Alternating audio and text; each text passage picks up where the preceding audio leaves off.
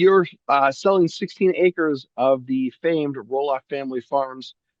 Tell me what led to this decision. Primarily my last couple of birthdays. I'm 63 now, I'm going to be 64, and I'm just trying to figure out how to simplify.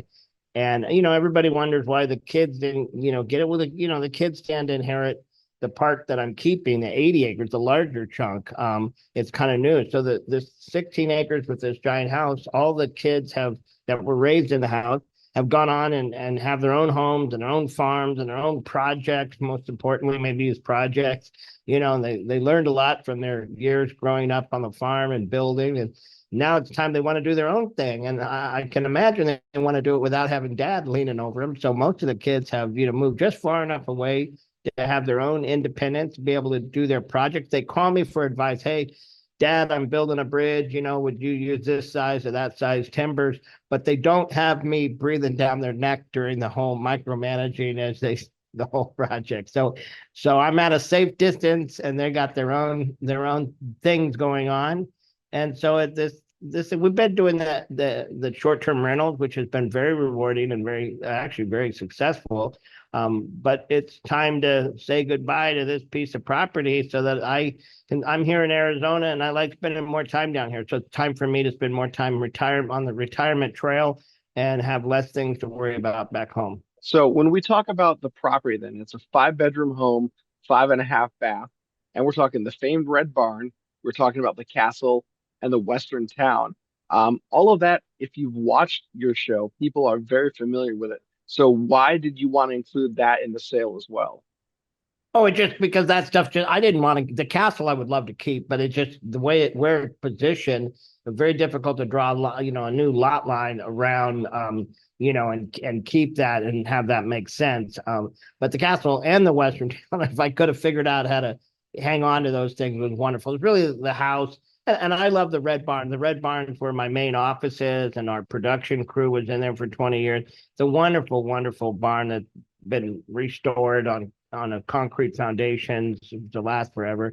I don't want to get rid of some of that stuff, but it's just like some of my cars, my collector cars I'm going to sell. It's time to keep the one that you really, really, really, really want and get rid of the ones you never drive. It's the kind of the same concept as that. And so it's sad. I think some of our fans are sadder than the family is because they became emotionally attached to this thing. I mean, why in the heck would you be selling it? You should be, giving it to the kids. And they don't understand. Sometimes you have to pull in and sell one thing in order to pay the taxes and keep the other things that, so you gotta if you want to retire properly, you want to, and I'd like to do a few trips. So time to simplify and financially hone in, what I spend on maintenance. It takes requires my energy and time and resources to maintain that big place.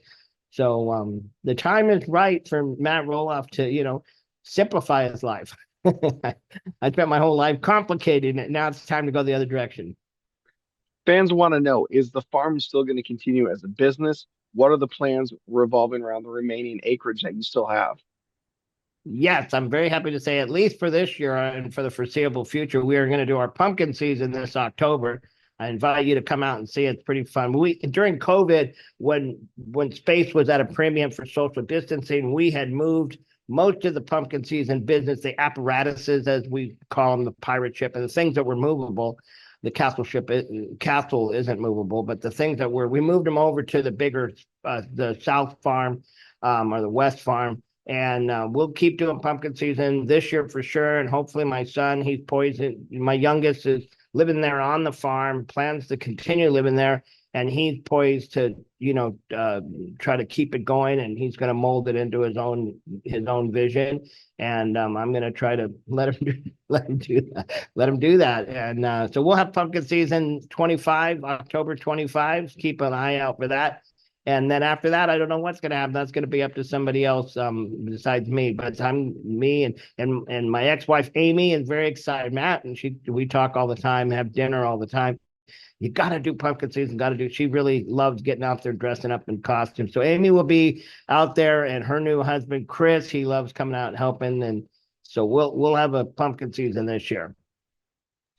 As somebody that's owned land out in Washington County in the state of Oregon, obviously we know that things kind of change from time to time. We're talking the urban growth boundary and politics do get involved. What have you seen change, in your time as being a homeowner and landowner out there in Washington County over the last few years? Well, that's a long question. But I'll try to make it real quick. Is that they're all everybody's always trying to protect the farmer. I like to say there's three kinds of farmers, and we're all fighting each other to get things done. There's the large scale farmers that put food on your table or wheat, and then there's the mid scale farmers, kind of like Roloff Farm. We're agri farmers. We're making money doing agricultural things like pumpkin patches and what have you. Then there's the martini farmers. There's the doctors and the lawyers. No offense to anybody out there, but they're not necessarily farming or making income from their land, and we all have competing interests, or many of us do. And sometimes when the state legislature comes in and says, "Hey, I'm going to save the farms," it's like, well, which one of us? Because you're hurting one of us inevitably to save in the other one. I like to think Roloff Farm is kind of encompasses all of those in a way that's quite unique. We're growing we're growing things to grow. We have gardens that we go to the farmers markets with. My son's involved in that, and we do the agri-tainment in a big way, as you know, so people can go out and experience the outdoors from inside their Intel cubicle, on the weekend, get their kids outside and do fun, healthy play. And then, we're also have our home there. And so we're enjoying it like the quote unquote martini farmers, where we can have a beautiful spot to enjoy. So anyway, the legislation is always hurting us in one way or another, whether it's the taxes or it's the fees or it's the difficulty. There's a lot of stuff out there right now that's just like mind boggling. I wish Oregon, I know some people down there in Salem. I try to talk to them and give them some of my perspective and common sense and stuff, but it's not always easy. But if anybody wants to get an opinion from that's making decisions down there, please call me and get at least one opinion from one little fella. So, what is the latest with you? You're still in the spotlight, but what is Matt Roloff doing these days? I am working on some very, very fun projects. One that's getting closer and closer to being announced, I guess. And I'm not at liberty to talk about it. You know how these things go. But I'm looking forward to it, and it doesn't necessarily tie me to the farm. I'll be out and about a little bit more. So I've got always have some fun things, but I'm trying to strike the right balance. My fiance Karen really, really wants to see us pull back and retire. Not only reduce the number of assets and land and stuff that I'm responsible for, but also to spend more time, down in our Arizona home, relaxing by the pool and doing what retirement. You only have so many years before you're too old to actually physically move and get on planes and things. So we like to cruise and we like to do vacationing, and we like our Arizona place. So I am trying to make the right balance and strike the right balance between play and work. I've worked very hard my whole life, so it may be time for a little bit more of the play stuff. All right, one last question for you.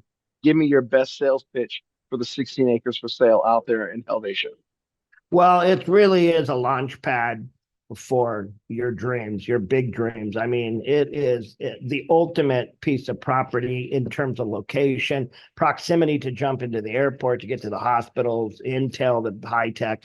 So if you are a person that works in the high tech and you want to have a new lifestyle, you you want to have your wife to have the ultimate garden, and you want to have a hobby in one of the barns, and you want your kids to be able to play ping pong all day long, but not in earshot out in one of the barns that's heated.